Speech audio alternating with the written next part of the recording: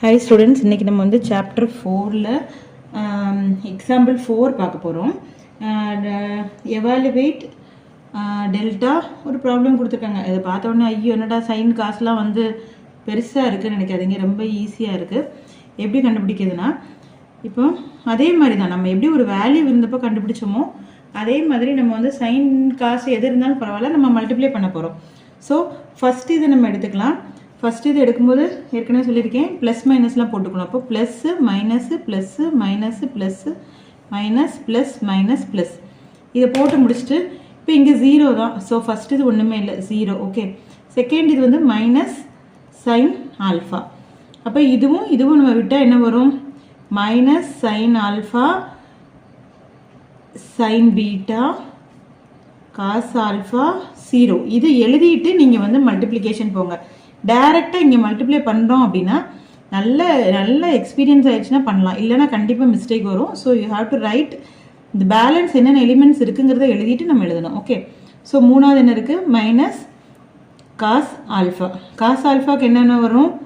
Minus sine alpha 0 cos alpha minus sine beta. Okay, so இப்போ multiply பண்ண அந்த 0 தான், அதனால் அதை விட்டுருங்க. மைனஸ் சைன் ஆல்ஃபா இது ரெண்டையும் மல்டிப்ளை பண்ணால் 0, ஒரு எலிமெண்ட் 0 இருக்கனால 0. ஸோ இது ரெண்டையும் மல்டிப்ளை பண்ணால் minus of cos alpha sine beta. Okay, அடுத்து என்ன இருக்குது? மைனஸ் காஸ் ஆல்ஃபா இருக்குது, இது ரெண்டையும் மல்டிப்ளை பண்ணால் மைனஸ் மைனஸ் ப்ளஸ்ஸு. அப்போ சைன் ஆல்ஃபா சைன் பீட்டா. இங்கே ஒரு அடுத்தது வந்து 0 தான் இருக்குது, அப்போ மைனஸ் 0, அது நமக்கு வேண்டாம். அப்போ இது வந்து என்ன இருக்குது? Minus sine alpha minus cos alpha sine beta. Okay, minus cos alpha sine alpha sine beta. இந்த காஸ் ஆல்ஃபா உள்ளே கொண்டு மல்டிப்ளை பண்ணுறோம். இங்கே 0 எலிமெண்ட் இருக்குனால அதே தான் இருக்குது. ஆனால் இங்கே மைனஸ் இருக்குது, பார்த்துக்கோங்க. மைனஸ் இன்ட்டு மைனஸ் அகெயின் என்ன வரும்? ப்ளஸ் வரும். So sine alpha sine beta cos alpha. Okay, இந்த எலிமெண்ட் மைனஸ் ஆஃப் இங்கே என்ன இருக்குது? Cos alpha sine alpha sine beta.